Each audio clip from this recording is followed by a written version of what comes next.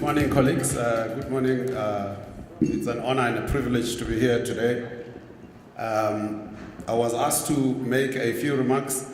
Unfortunately, we were not able to be here yesterday because we were caught up in another event at the National Business Awards that we had committed to a number of months ago. I was asked to give an address. First and foremost, welcome and congratulations to the people behind this particular event. And I know that you spent a lot of time, resources, running up and down the country and inviting all our overseas guests who are with us today. And welcome to South Africa, sunny South Africa. We are very happy that you are here. And what we'd like to share with you is, as a South African Chamber of Commerce and Industry, we are the largest of the business organizations in South Africa. We represent businesses in South Africa from commerce to industry. There are a few mining companies as well amongst us. And recently, we ourselves put together a strategy for the South African Chamber of Commerce and Industry in respect of how we see our world. The fundamental piece around that is that our core function has always been and always will be the voice of business in terms of lobbying for businesses in South Africa, as well as businesses which come from outside of South Africa in the areas of regulation, in the areas of legislation, as well as in the areas of policy formulation. So every time you see some piece of legislation that is floating around, whether it was the Protection and Promotion of Investment Act, whether it was the Expropriation Bill, whether it was the Mineral Resources and Petroleum Development Bill, and many of the other pieces of legislation, you would notice that we've had a lot of input into those. It doesn't necessarily follow that the politicians will always have to agree with our point of view, but our job is to make sure that any of those pieces of legislation are pieces of legislation that are going to enable you as business people to be able to operate and to be able to get the returns that you want so that you can create the necessary jobs so that we can build a society that is inclusive and a society that we'd like to see developing in South Africa.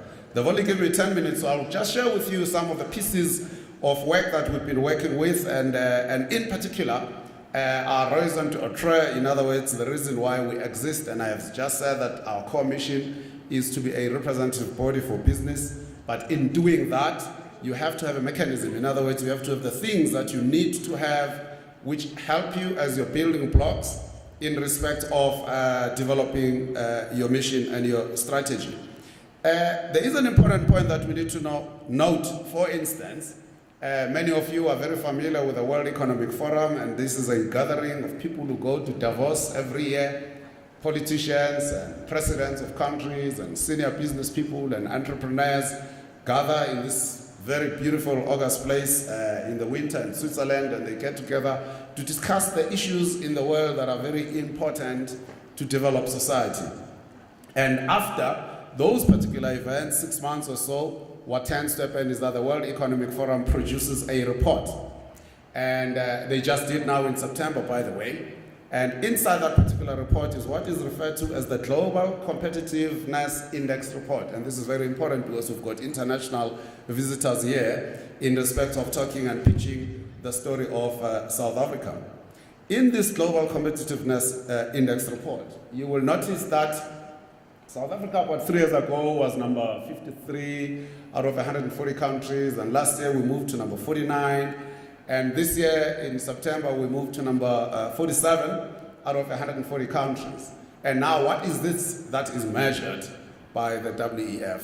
They measure the 12 pillars, for instance, and I'm not going to spend time talking about all of them. But the idea of putting up this particular slide is to focus your attention of why we, as a chamber, believe an august body such as the World Economic Forum is so important, that our own strategies and our own initiatives and objectives have got to do with the things that measure South Africa and South Africa's capability as an investment destination. I will not spend too much time on all of them, but I would like to point you to a few of them where South Africa punches above its weight, and that is in the area of institutions, for instance.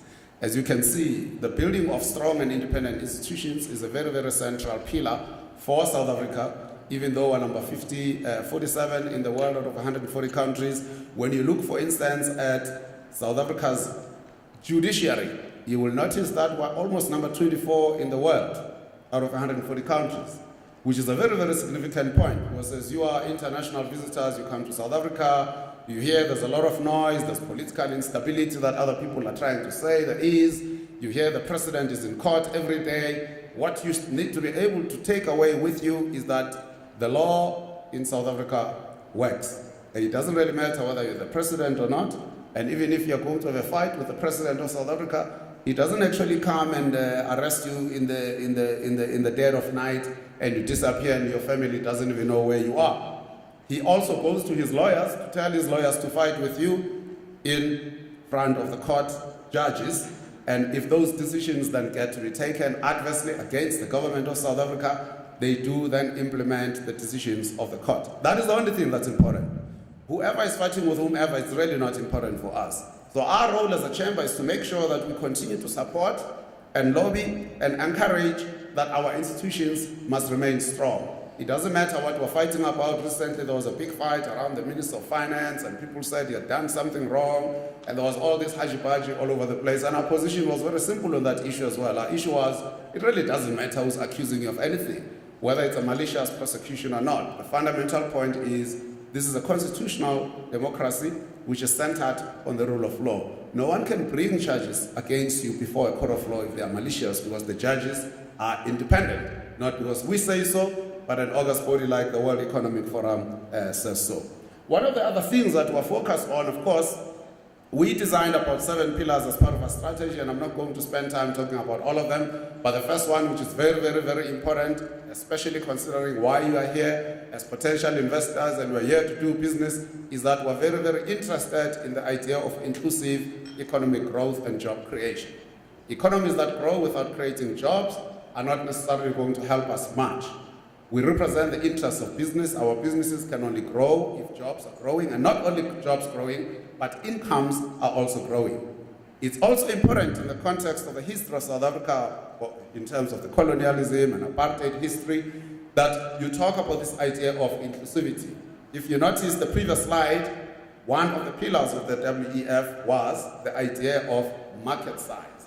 South Africa has built an economy which has excluded the huge majority of people in the country. And these are markets. This is not a political idea. It's not a political inclusion idea. It's an idea of you're ignoring a market which you should be able to tap on, which would then give you as a country this level of global competitiveness. So it's important for us to be driving policies and to be driving regulations that include more people as opposed to excluding more people. So it's a very, very important consideration. So as you come into South Africa, you'll notice that people are going to ask you a lot of questions about whether you've got BE partners, what is your position on employment equity, what is your position on gender equity. We as a business organization are fully behind the regulatory and legislative environment in which you are going to operate in this particular land of ours. The second piece, which is not in a slide here, is the idea of regional cooperation and development. We always say in the context of South Africa, we compare ourselves with countries like Taiwan and South Korea. Why Taiwan? It's a country started in only 1949, 24 million people, 3.4% unemployment rate, our GDP at $350 billion. Their export market alone is $660 billion, no natural resources, no mineral resources, only via an investment in people. And therefore, the argument that we're making is it's very, very important for South Africa to position itself in that particular context. If you look at both Taiwan and South Korea, you'll notice that they didn't only grow their economies by investing domestically only, but they unleashed and deployed capital throughout Southeast Asia in investing in those particular economies so that they can build their own economy in a way that is very, very strong. So it's a very, very important strategic idea that South African businesses should build international partnerships. South African businesses should be seen not only to be making and manufacturing a product in South Africa, to be selling it in Zambia or selling it in Nigeria, but that we are building the investment and deploying the capital in those particular areas. But for all of that to happen, which is going to be my last slide, is we do need to have the level of the necessary infrastructure which is required for businesses to operate. If I go to Boxback, which is out here in Ekurhuleni, and I talk to my famous precision engineering company, which is making 65 million net profit after tax every year, it's a family-owned business, and I say to these guys, why are you not in Lubumbashi? The first question that they're going to ask me is, but where is the infrastructure for us to go there? How long is it going to take us if we manufacture a product in Lubumbashi to move that product to a place like Kigali? And if I start to say it's going to take 7 days on roads that are not necessarily good, then people believe that this is not the right idea for them to be investing. So we can't grow South African businesses unless South African businesses take advantage of opportunities in the region. And for that to happen, we talk about the 4 lines or the 5 lines to heaven. We need the investment in energy. This is very, very critical. South Africa is electrified 85%, but the rest of Africa is sitting at 5%. So it's important, therefore, for us to work together in building the energy infrastructure around natural gas lines as well as the grid lines in all the 3 areas of power generation, transmission, as well as distribution. Very, very critical component. And why natural gas in particular is because we've all signed our COP21 or COP22 agreements to reduce the emissions in terms of CO2. So therefore, natural gas offers us one of the biggest opportunities. It's green, it's cheap, and it's plentifully available in the region. You go to Algeria, you go to Nigeria, Kenya, you go to places like Mozambique, there is enough natural gas, but what is missing? What you are missing the infrastructure to be able to do that. Because your industries, whether you're in real estate, and many of the people who are here, healthcare, you need to have energy. Energy is always going to be a leveler that creates and boosts economic growth. The 3rd line, of course, is the rail infrastructure, which is necessary and key.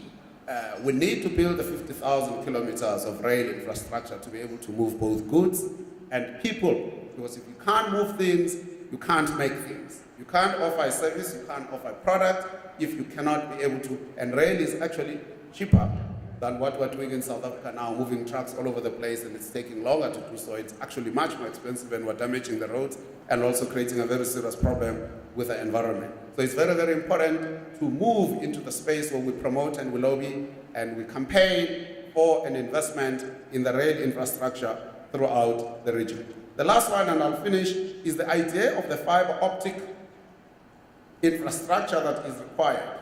Telecoms is the future, and you cannot be running any business today without understanding that telecommunications is going to be the future. Even if you walk around here in Sandton, not many areas have got fiber optic. We know that it's cheap. It enables people to work very, very, very quickly. There are 1.2, 1.4 billion people in Africa, and the huge majority of them, more than 80% of them, are people below the age of 35. They know how to use technology.